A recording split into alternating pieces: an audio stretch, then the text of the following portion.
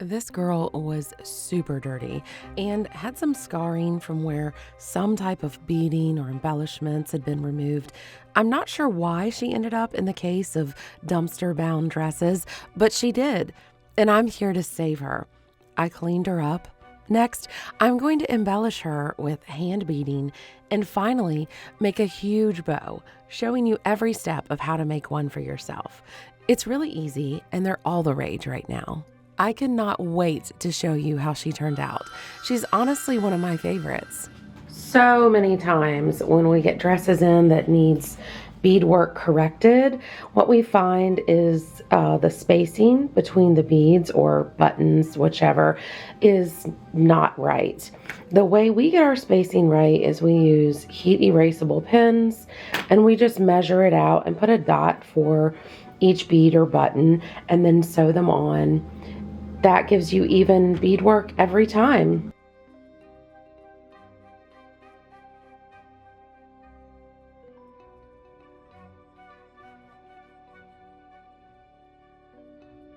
Here's my bag of beads. I got a bunch of beads, different colors, and I feel like it's gonna look so pretty on this. Oh, here's a piece of lace that I felt really inspired me for the color scheme. So sometimes I do this when I'm designing. I'll find a piece of something that has a color scheme that I love. I don't know that I'll even end up sewing this onto the dress. She'll let me know what she needs, but I like to do this almost like a color palette that you do before you design something, so you can kind of see how all the colors interplay. So that's kind of what I was going by. You can see how much it really goes with the color of the dress. I want to do some pearls in graduated sizes. So I got plenty of those. I think they will look beautiful on here. And then I also got these. Aren't they gorgeous and so sparkly? I think that sparkle will look pretty mixed in with the pearls. So I'm going to sew these on and show you what we come up with.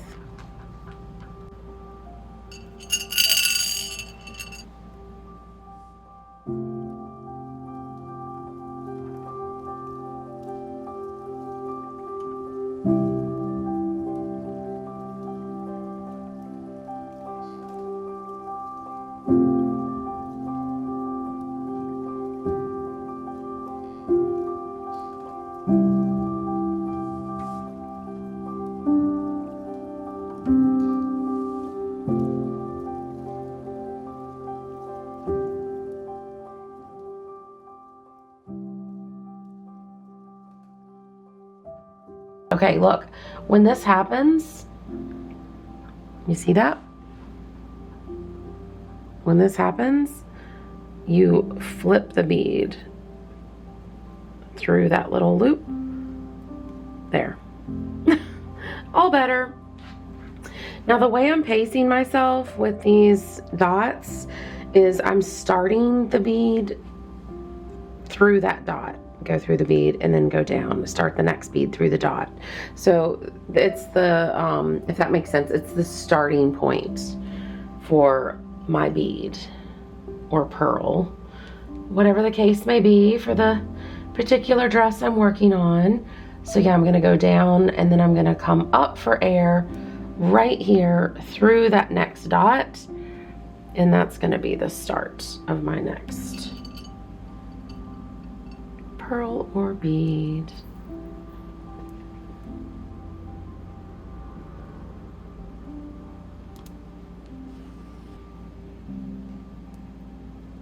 Sometimes holding it away and putting a little tension on that thread will keep it from tangling so bad.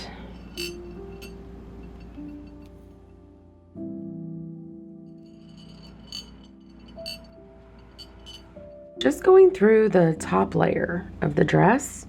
I'm not going all the way through. If I went all the way through, that could mess with the drape of the dress. And when I'm done, all I gotta do is hit this with steam and all of these little dots are gonna disappear. Keep in mind that I have a dear loved one of mine who is battling colon cancer right now, so every video in my dumpster series is part of a fundraiser for the Colon Cancer Foundation. 100% of the proceeds go to colon cancer research to help find a cure. There's no donation too small. Thank you.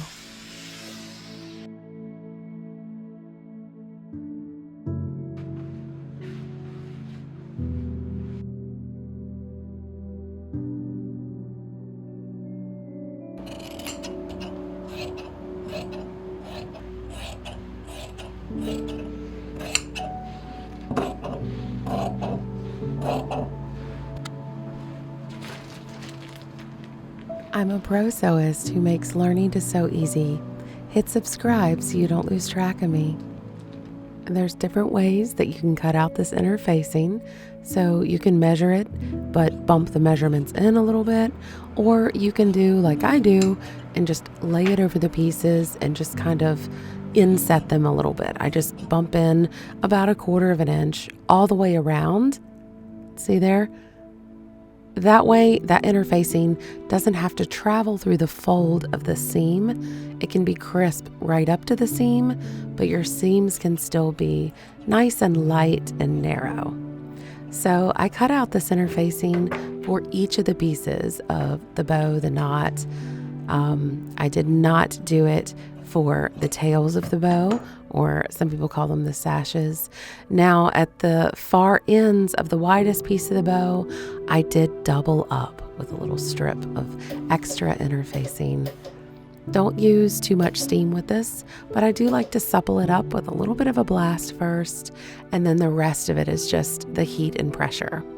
So the interfacing only goes on one piece of each of the sets of bows. So I don't put the interfacing to every single piece, because remember we cut 2 of each measurement.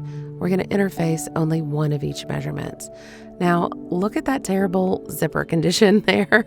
Obviously it could be corrected, but the bow is going to cover it. And here is what that beautiful beadwork looks like. I'm obsessed. I hope you love it. I'm so excited to see this, and I think it's so beautiful. Here we go into the sewing room now.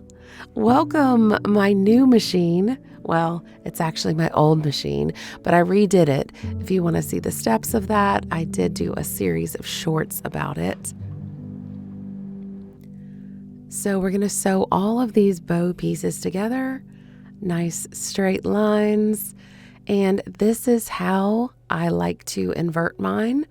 I put a little cut right through the middle on the back side of the bow. And this is the way I trim around my corners. This is my favorite way to trim around the corners so that the corners aren't too puffy or jammed up. Get nice sharp corners with that. And then I reach through that hole that I just cut to turn this fabric right side out, and I kind of poke into those corners, make them nice and crisp. And see, this is what we're left with, but it gets gobbled up inside the scrunchiness of the bow. So I'm heat sealing it here.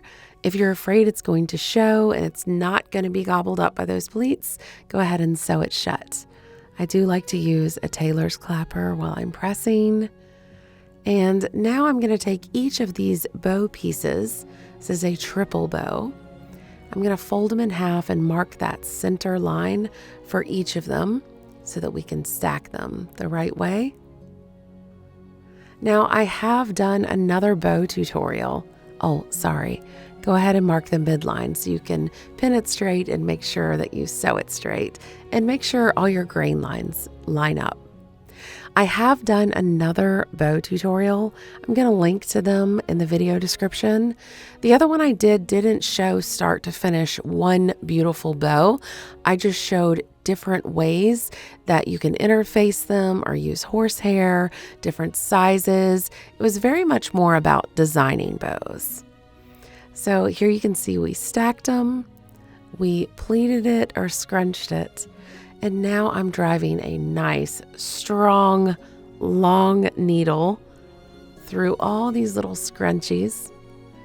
the nice big knot. I'm going to sew it through several times, and I just wrap it around that center scrunchy area, and then I'm going to knot it 3 times so it's nice and strong. Finally, we're going to wrap the knot portion around it, sew that nice and strong in the back.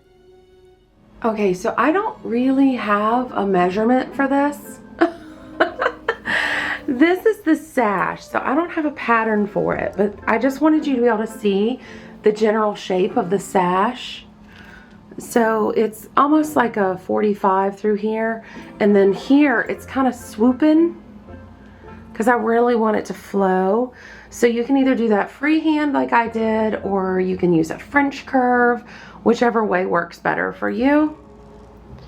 And then this is going to be the narrow top here. So I made this 1, 2, 3, 4, 5, 6, about 6 inches wide. You know, it's going to be maybe 4.5 inches wide after we get our seam allowances in there.